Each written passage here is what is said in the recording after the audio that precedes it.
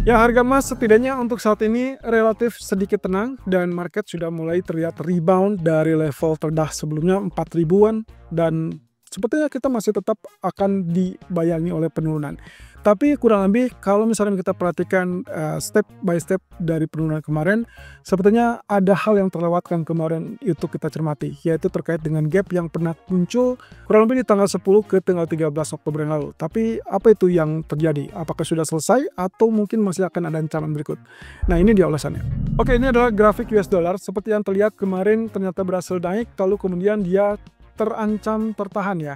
Kalau lihat dari candlestick merah ataupun doji candle seperti ini, harusnya ini sudah mulai ada tanda-tanda pelemahan atau tanda-tanda kenaikan yang terbatas.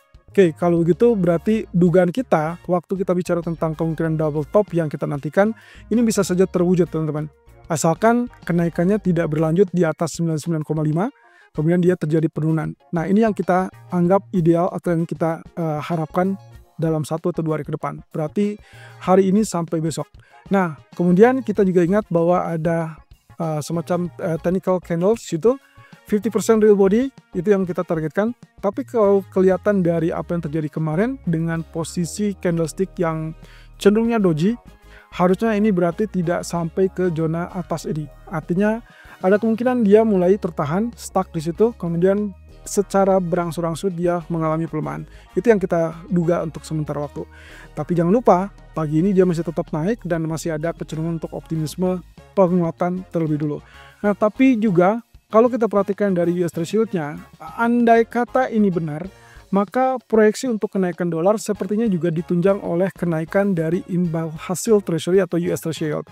Tapi juga kalau misalkan kita anggap inilah resisten, maka kenaikan tersebut bisa saja hanya relatif sesaat. Kemudian nantinya penentunya adalah pidato dari Michelle Bowman yang kecenderungannya atau kemungkinannya bisa dibilang masih tetap dovish. Dan itu berarti hampir bisa dipastikan baik US Treasury Yield ataupun bahkan US dollar kemungkinan akan bergerak relatif terbatas. Kenapa? Karena tidak ada data lain selain data CPI yang ditunggu-tunggu dan itu baru akan muncul besok malam. Jadi hati-hati saja, kemungkinan potensinya pergerakan relatif terbatas. Nah, kalau kita perhatikan dari status pound sterling, sepertinya ini berhasil ya. Cukup berhasil dengan apa yang kemarin kita duga, yaitu kaitannya dengan tekanan-tekanan yang bergelombang dan akhirnya tembus.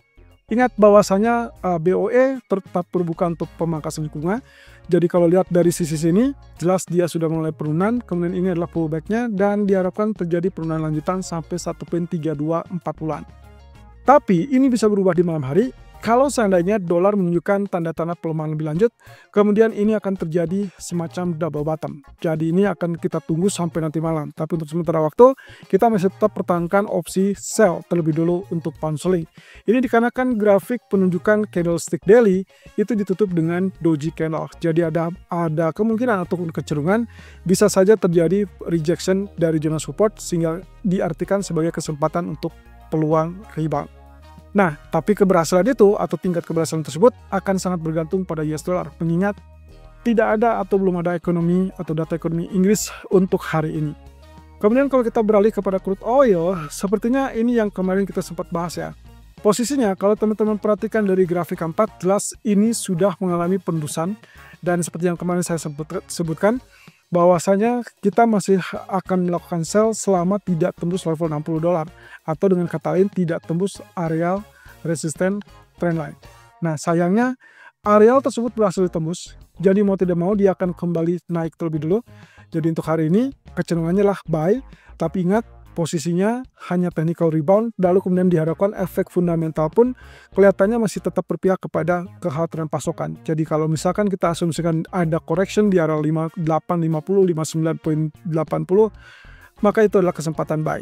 Tapi dengan catatan pula bahwa kenaikan berikutnya kemungkinan akan berpotensi terhadang di zona 61.80-an.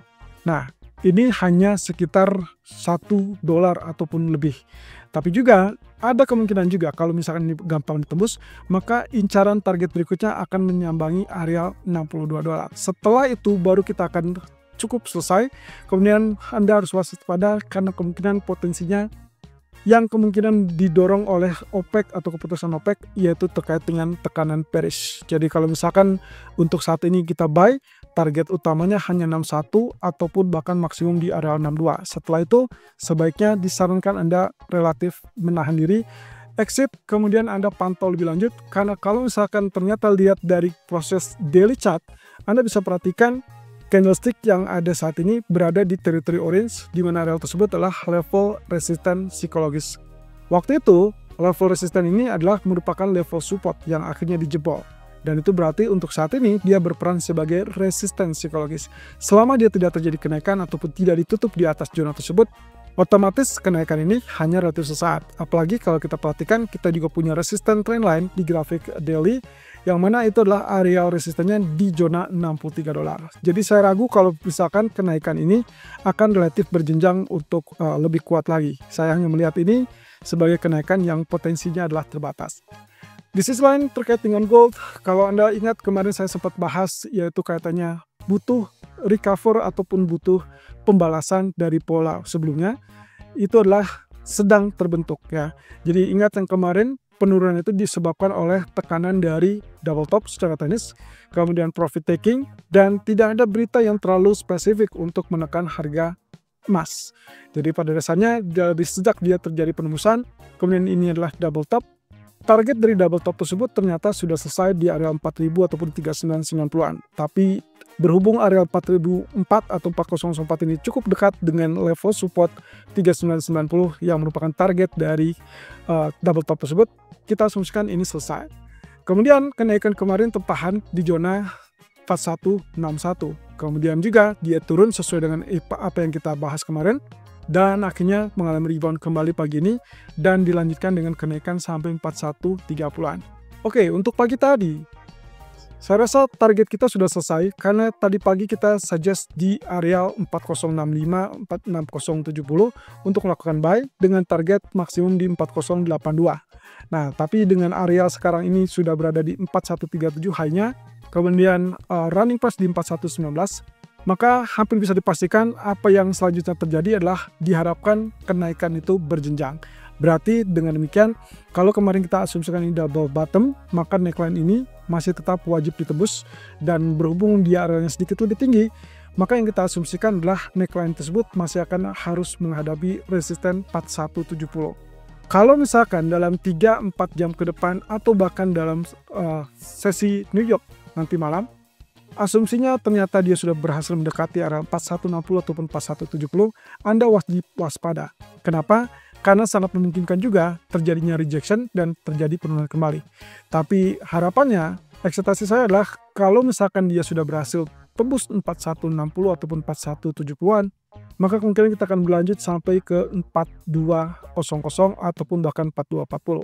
Tapi catatannya, meskipun range-nya cukup besar dan ini juga terlalu berisiko tinggi, maka sebaiknya kita batasi sampai ke 4170-an. Setelah itu Anda wajib waspada karena secara tren dia memang tetap bisa kembali bullish, hanya saja market masih tetap menunggu trigger selanjutnya, dan trigger yang paling besar adalah data CPI besok malam. Jadi kalau misalkan lihat dari area pergerakan, Anda bisa cek di sini. Grafik keempat menunjukkan bahwa area support trendline ini masih tetap kuat. Itu alasannya kenapa kita tetap incar buy. Dengan asumsi tadi, bahwasanya kemungkinan kenaikan adalah berjenjang sampai nanti didapatkan kepastian dari data inflasi CPI Amerika.